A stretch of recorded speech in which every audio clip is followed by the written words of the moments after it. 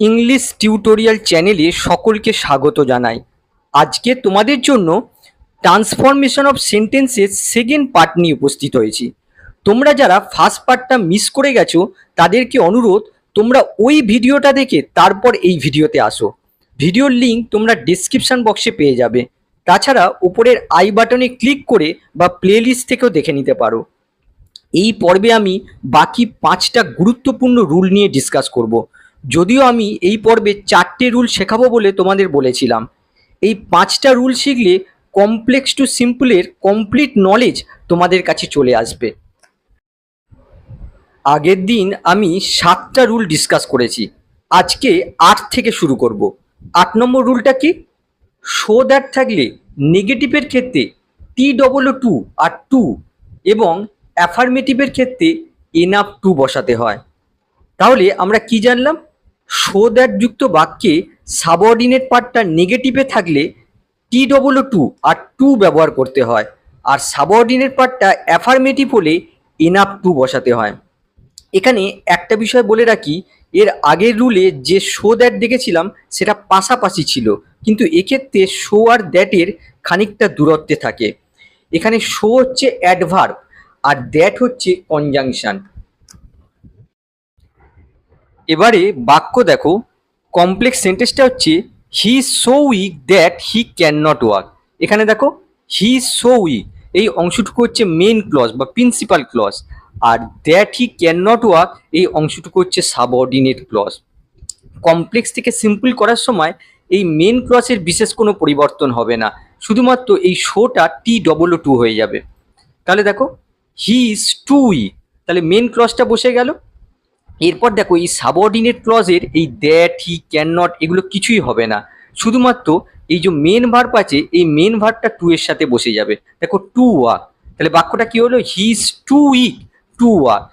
Negative থাকলে সবসময় T double too আর টু ব্যবহার করতে হয়। এবারে এই বাক্যটা দেখো, the box is so heavy that I can not lift it. এক্ষেত্রে লক্ষ্য করো, দ্য বক্স ইজ সো হেভি এই অংশটুকু হচ্ছে মেন ক্লজ, আর এই মেন ক্লজের সাবজেক্ট দেখো দ্য বক্স। আবার সাবঅর্ডিনেট ক্লজটা দেখো that I can not lift it, আর এই সাবঅর্ডিনেট ক্লজের সাবজেক্ট দেখো আই। দেখো দুটো ক্লজের সাবজেক্ট আলাদা। এক্ষেত্রে একই রকম স্ট্রাকচার হবে, কিন্তু একটু পরিবর্তন হবে। দেখো মেন ক্লজটা কি রয়েছে? The box is so heavy. Complex থেকে সিম্পল বানাবার সময় এই একইভাবে এই শো এর জায়গায় টি ডবল টু আসবে। তাহলে দেখো the box is too heavy, main ক্লজটা বসে গেল। তারপরে এই সাবঅর্ডিনেট যে ক্লজটা আছে তার আগে আমাদের ফর বসাতে হবে। দেখো এই দ্যাটটা উঠে গিয়ে এখানে আসবে ফর, ফর প্রেপোজিশন আসবে। আর এই প্রেপোজিশন থাকলে প্রেপোজিশনে অবজেক্ট বসাতে হবে। দেখো এখানে সাবঅর্ডিনেট ক্লজের সাবজেক্ট রয়েছে আই, এই আইটাকে এখানে অবজেক্টিভ কেসে বসানো হলো। দেখো আই এর অবজেক্টিভ কেস কি হয়? মি, এই মি রূপে বসানো হলো। তাহলে ফর মি এই প্রেপোজিশনাল ফ্রেজটা অতিরিক্ত আনতে হলো। এখানে কিন্তু কোনো প্রেপোজিশনাল ফ্রেজ বসলো না, এখানে প্রেপোজিশনাল ফ্রেজটাকে আনতে হলো। তারপরে আগের মতোই এখানে মেন ভার্ব আছে দেখো লিফট, তার আগে টু বসাতে হবে। তাহলে টু লিফট, তাহলে বাক্যটা কি হলো? The box is too heavy for me to lift. তাহলে দেখো সাবঅর্ডিনেট ক্লজে যদি নেগেটিভ থাকে তাহলে আমরা টি ডবল টু আর টু ব্যবহার করি। নেক্সট দেখো কমপ্লেক্স সেন্টেন্সটা হচ্ছে he is so strong that he can lift the box. এখানে দেখো সো দ্যাট ব্যবহার হয়েছে, আর সাবঅর্ডিনেট পার্টটা দেখো অ্যাফার্মেটিভে রয়েছে। এক্ষেত্রে আমরা এই বাক্যটাকে কমপ্লেক্স থেকে সিম্পল করার সময় আমরা এনাফ টু ব্যবহার করব। তাহলে দেখো এখানে মেন ক্লজটা কি? হি ইজ সো স্ট্রং। কমপ্লেক্স থেকে সিম্পল করার সময় এই শোটাকে উঠিয়ে দিতে হবে। তাহলে দেখো হি ইজ স্ট্রং, আর আমরা জানি যে স্ট্রং হচ্ছে অ্যাডজেক্টিভ। আমরা যদি এনাফ ব্যবহার করি এই অ্যাডজেক্টিভের পরে লিখতে হবে। মনে রাখবে ইংরেজিতে আমরা যখন এনাফ ব্যবহার করি যদি অ্যাডজেক্টিভ থাকে তাহলে অ্যাডজেক্টিভের পরে এনাফটাকে বসাতে হয়। তার জন্য দেখো স্ট্রং এই অ্যাডজেক্টিভটার পরে এই এনাফটা ব্যবহার করা হলো। তারপরে এই যে সাবঅর্ডিনেট ক্লজটা আছে এখান থেকে দ্যাট হি ক্যান এগুলো কিছুই আসবে না। আর এই যে লিফট যে মেন ভার্বটা আছে তার আগে টু ব্যবহার করতে হবে। তাহলে টু লিফট হয়ে গেল, আর বাকি অংশটা বসে গেল দ্য বক্স। এই দ্য বক্স হচ্ছে এই লিফট ভার্বের অবজেক্ট। তাহলে বাক্যটা কি হলো? He strong enough to lift the box. তাহলে এক্ষেত্রে কি করা হলো? এক্ষেত্রে দেখো এই শোটাকে উঠিয়ে দেওয়া হলো, স্ট্রং এর পরে এনাফ আনা হলো। আর যেহেতু কেন এনাফ আনা হলো, যেহেতু এই সাবঅর্ডিনেট ক্লজটা দেখো অ্যাফারমেটিভে রয়েছে, এর জন্য এনাফ আনা হলো। তারপরে এই সাবঅর্ডিনেট পার্টে দেখো এই দ্যাট, হি, ক্যান এগুলো সবই উঠে যাবে। আর এই যে মেন ভার্বটা আছে এটা টু এর সাথে বসানো হলো, তারপরে অবজেক্টটা বসানো হলো, he strong enough to lift the box. এক্ষেত্রে লক্ষ্য করো এখানে মেন ক্লজের সাবজেক্ট আর সাবঅর্ডিনেট পার্টের যে সাবজেক্ট রয়েছে এই দুটোই সেম রয়েছে। এবারে এই বাক্যটা দেখো, the box is so light that I can carry ইট। এটাও দেখো সো দ্যাট যুক্ত বাক্য। আর এখানে লক্ষ্য করো মেন ক্লজের সাবজেক্ট বক্স আর সাবঅর্ডিনেট ক্লজের সাবজেক্ট হচ্ছে আই, দুটো ক্লজের সাবজেক্ট আলাদা। আবার দেখো এই সাবঅর্ডিনেট পার্টটা দেখো that I can carry it, subordinate পার্টটা অ্যাফারমেটিভে রয়েছে, তার মানে এখানেও এনাফ ব্যবহার করতে হবে। তাহলে দেখো the box is so light, এখান থেকে শো উঠে যাবে, তাহলে হয়ে গেল দ্য বক্স ইজ লাইট। এই লাইট হচ্ছে অ্যাডজেক্টিভ, এরপরে আমাদের এনাফ ব্যবহার করতে হবে, যেহেতু সাবঅর্ডিনেট পার্টটা অ্যাফারমেটিভে রয়েছে, তাহলে লাইট এনাফ। তারপরে দেখো এখানে মেন ক্লজের সাবজেক্ট আর সাবঅর্ডিনেট ক্লজের সাবজেক্ট আলাদা, তার জন্য আমাদের এই দ্যাটটা তুলে দিয়ে এখানে ফর আনতে হবে। আর ফরের পরে আমাদের অবজেক্টিভ কেস বসানো হবে। কার অবজেক্টিভ কেস? এই সাবঅর্ডিনেট পার্টের যে সাবজেক্ট রয়েছে তার অবজেক্টিভ কেস। তাহলে আই এর অবজেক্টিভ কেস মি হয়, মি বসে গেল, ফর মি এটা হচ্ছে প্রেপোজিশনাল ফ্রেজ বসে গেল। তারপরে আগের মতোই টু বসাতে হবে আর মেন ভার্বটা বসাতে হবে ক্যারি। তাহলে বাক্যটা কি হলো? The box is light enough for me to carry. Rule number 9 কি বলছে? রিলেটিভ ক্লজের ক্ষেত্রে বি ভার্ব থাকলে রিলেটিভ প্রোনাউন সহ বি ভার্ব তুলে দিতে হবে এবং অন্যান্য ভার্বের ক্ষেত্রে আইএনজি যুক্ত করতে হবে।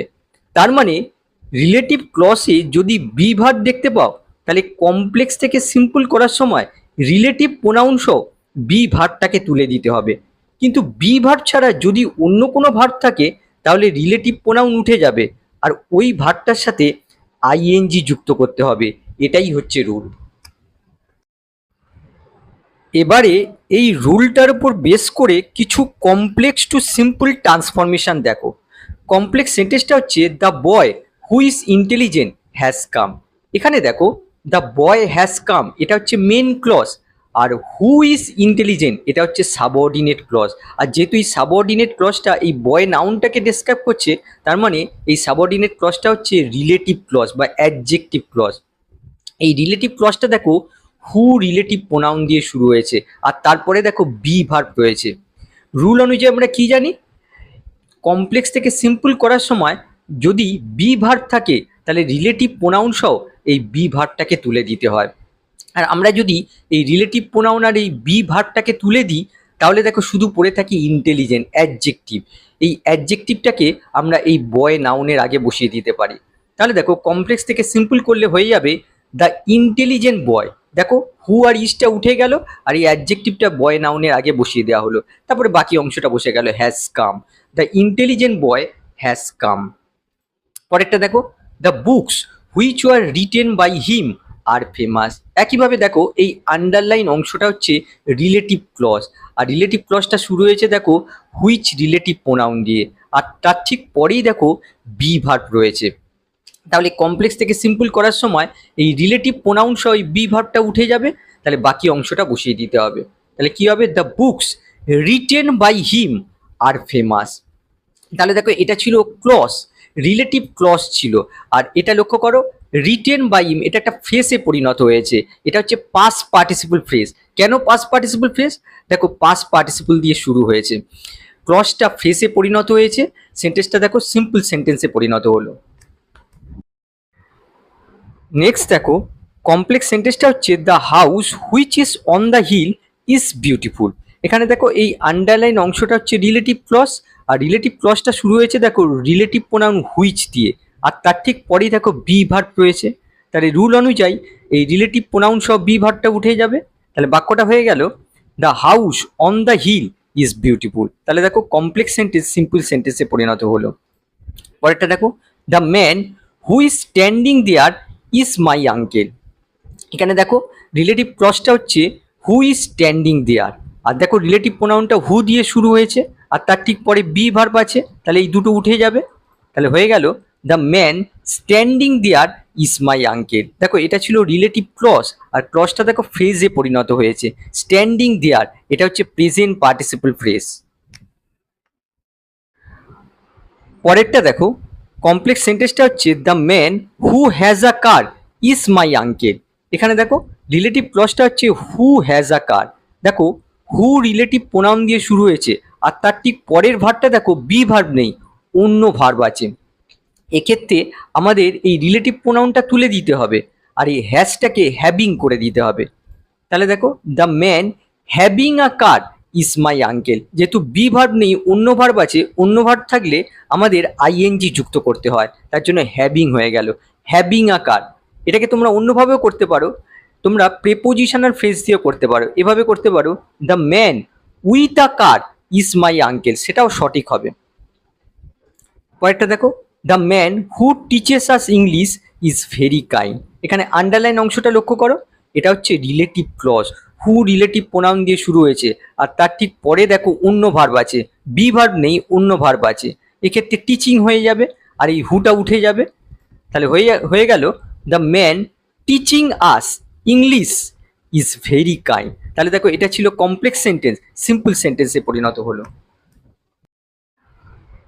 রুল নাম্বার 10 দেখো, দ্যাটের সাথে সাবজেক্ট প্লাস বি ভার্ব থাকলে দ্যাট উঠে যাবে, সাবজেক্টকে অবজেক্টিভ কেস এবং বি ভার্বকে টু বিতে পরিণত করতে হবে। আর দ্যাটের সাথে সাবজেক্ট প্লাস অন্য ভার্ব থাকলে, অর্থাৎ বি ভার্ব ছাড়া অন্য ভার্ব থাকলে ওই ভার্বকে নাউন অথবা জিরান্ডে পরিণত করতে হবে। অর্থাৎ দ্যাটের সাথে সাবজেক্ট প্লাস বি ভার্ব দেখতে পেলে সাবজেক্টকে অবজেক্টিভ কেস আর বি ভার্বকে টু বিতে কনভার্ট করতে হবে। আর দ্যাটের সাথে সাবজেক্ট প্লাস বি ভার্ব ছাড়া অন্য ভার্ব থাকলে ওই ভার্বকে নাউন অথবা জিরান্ডে পরিণত করতে হবে। এক্ষেত্রে একটা বিষয় বলে রাখি, এই দ্যাট কনজাংশনটা এখানে নাউন ক্লজের সূচনা করে। খুবই সহজ একটা রুল, এক্সাম্পল দেখলে বিষয়টা ক্লিয়ার হয়ে যাবে। এক্সাম্পল দেখো, কমপ্লেক্স সেন্টেন্সটা হচ্ছে I know that he is honest. এখানে দেখো এই আন্ডারলাইন অংশটা হচ্ছে সাবঅর্ডিনেট ক্লজ, আর এই সাবঅর্ডিনেট ক্লজটা দেখো এই নো ভার্বের অবজেক্ট, তার মানে এটা হচ্ছে নাউন ক্লজ। এই স্ট্রাকচারটা লক্ষ্য করো, দেখো প্রথমে দ্যাট রয়েছে, তারপরে সাবজেক্ট রয়েছে, তারপরে বি ভার্ব রয়েছে। রুল অনুযায়ী আমরা কি জানি, কমপ্লেক্স থেকে সিম্পল করার সময় এই দ্যাটটা উঠে যাবে, আর এই যে সাবজেক্টটা রয়েছে এটাকে অবজেক্টিভ কেসে পরিণত করতে হবে, আর এই যে বি ভার্বটা রয়েছে এটাকে টু বিতে পরিণত করতে হবে। তাহলে দেখো আই নো এই অংশটুকু বসে গেল, এই দ্যাটটা তুলে দেওয়া হলো, আর এই যে সাবজেক্ট রয়েছে এটাকে অবজেক্টিভ কেসে পরিণত করা হলো। হি এর অবজেক্টিভ কেস কি হয়, হিম, হিমে পরিণত করা হলো, আর এই বি ভার্বটাকে টু বিতে পরিণত করা হলো, তারপরে অ্যাডজেক্টিভটা বসে গেল, I know him to be honest. তাহলে দেখো এটা ছিল কমপ্লেক্স সেন্টেন্স, আর এটা সিম্পল সেন্টেন্সে পরিণত হলো। এটাকে তোমরা অন্যভাবেও কমপ্লেক্স থেকে সিম্পল করতে পারো, এভাবে করতে পারো আই নো হিজ অনেস্টি, এভাবেও করা যায়। এক্ষেত্রে আমরা কি করলাম, এই দ্যাটটা তুলে দিলাম, আর এই হিটাকে পজিটিভ কেসে পরিণত করলাম হিজ, আর এই অনেস্ট অ্যাডজেক্টিভটাকে নাউনে পরিণত করলাম। তাহলে কি হলো, আই নো হিজ অনেস্টি, এভাবেও করা যায়। এবারে পরেরটা দেখো, we believe that she is honest.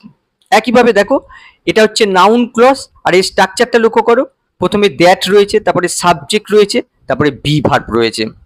তাহলে প্রথমে আমরা উই বিলিভ এই অংশটুকু লিখে ফেললাম, এই দ্যাটটা তুলে দিলাম, আর এই যে সাবজেক্টটা রয়েছে এটাকে অবজেক্টিভ কেসে পরিণত করলাম। সি এর অবজেক্টিভ কেস কি হয়, হার, হারে পরিণত করা হলো, আর এই ইজ বি ভার্বটাকে টু বিতে পরিণত করা হলো, অ্যাডজেক্টিভটা বসানো হলো, we believe her to be honest. তাহলে দেখো কমপ্লেক্স সেন্টেন্স সিম্পল সেন্টেন্সে পরিণত হলো। অন্যভাবেও করতে পারো, এভাবে করতে পারো উই বিলিভ হার অনেস্টি। এরকম আরেকটা এক্সাম্পল হতে পারে I know that he is guilty. কি হবে, রুল অনুযায়ী করলে হবে I know him to be guilty. আবার অন্যভাবে করলে হবে আই নো হিজ গিল্ট। আর একটা এক্সাম্পল দেখো, they consider that he was suitable for the job. তাহলে দে কনসিডার এই অংশটুকু আমরা লিখে ফেললাম, দ্যাটটা উঠে গেল, এই সাবজেক্টটাকে অবজেক্টিভ কেসে পরিণত করা হলো, হিটা হিম হয়ে গেল। তারপরে এই বি ভার্বটাকে টু বিতে পরিণত করা হলো, তারপরে বাকি অংশটা বসে গেল। তাহলে সিম্পল সেন্টেন্সটা কি হলো? They considered him to be suitable for the job.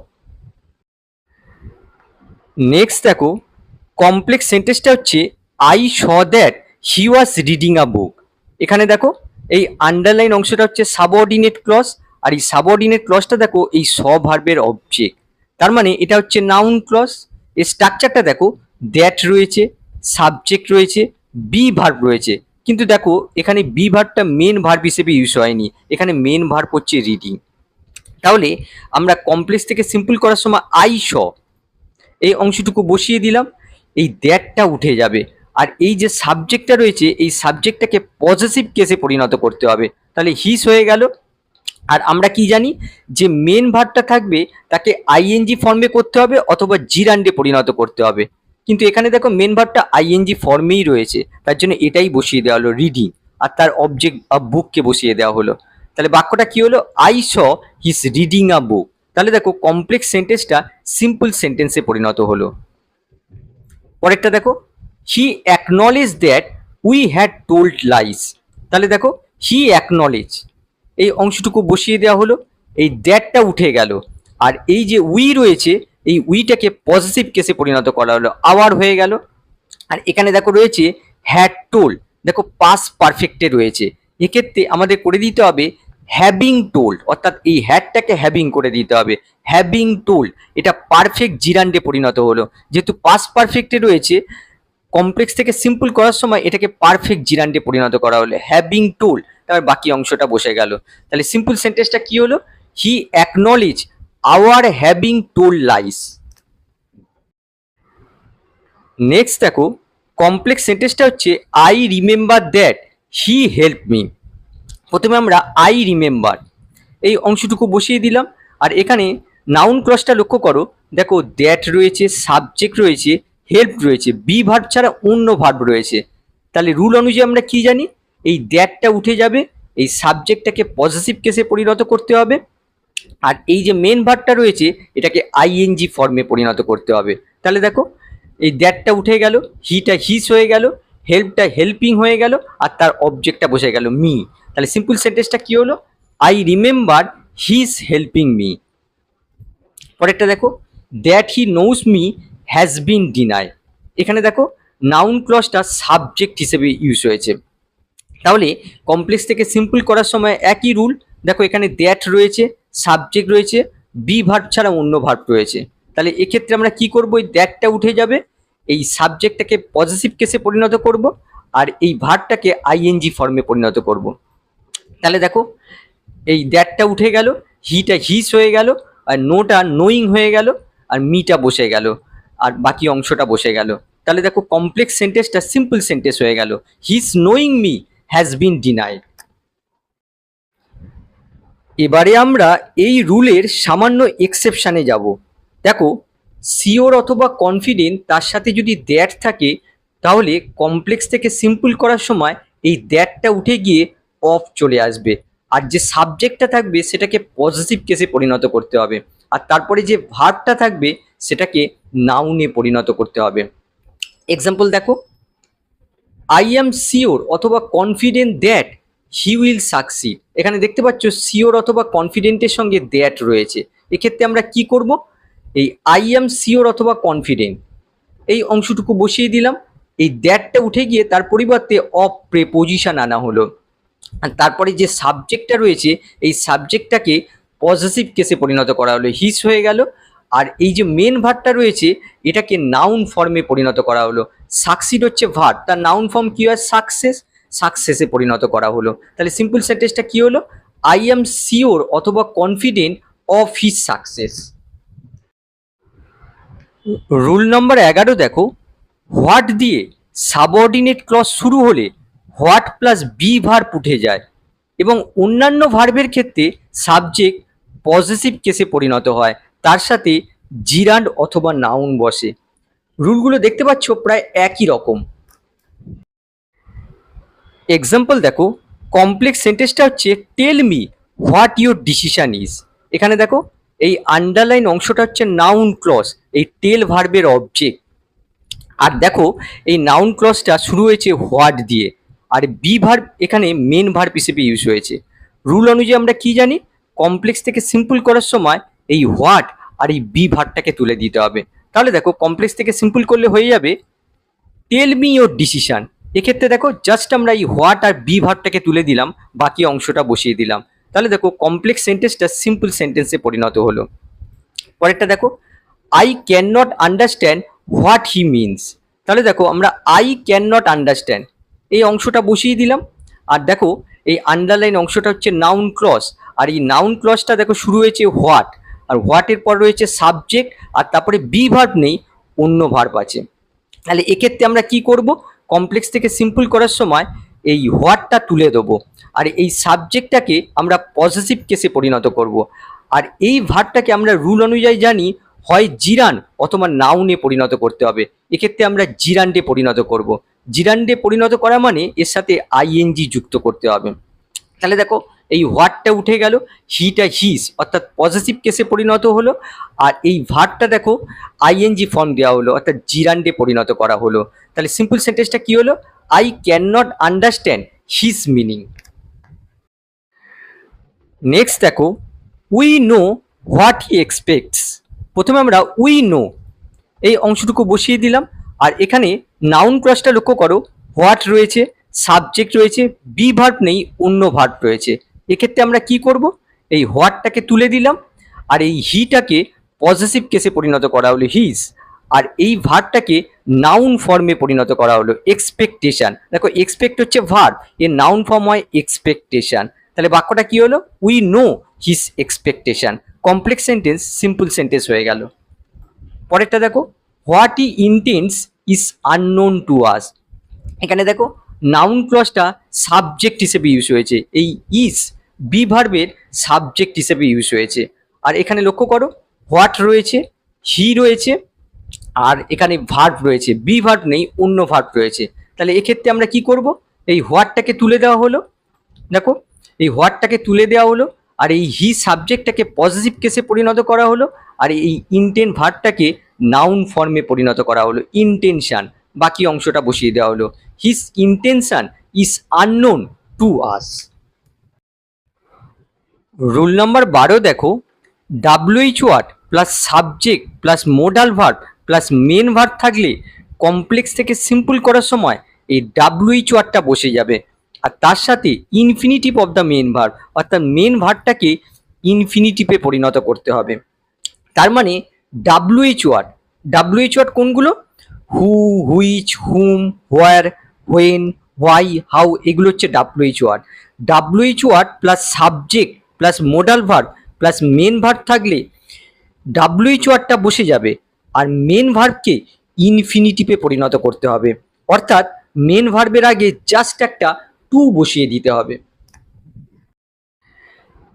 Example দেখো, কমপ্লেক্স সেন্টেন্সটা হচ্ছে I know how I can do it.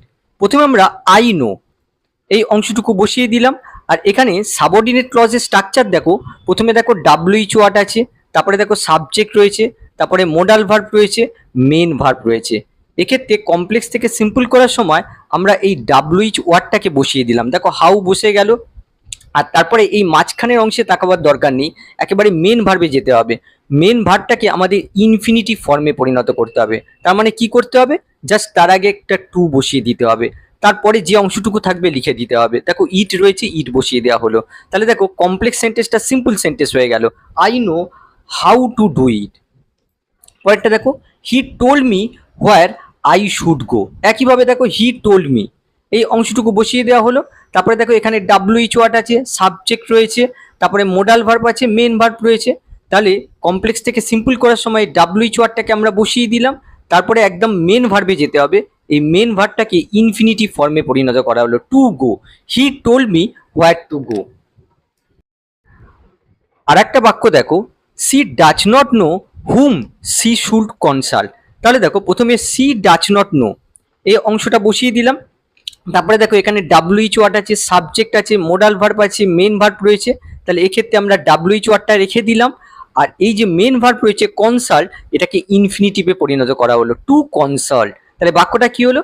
C does not know whom to consult. আশা করি ভিডিওটা তোমরা এনজয় করেছো। আবার নেক্সট ক্লাসে দেখা হবে। বাই।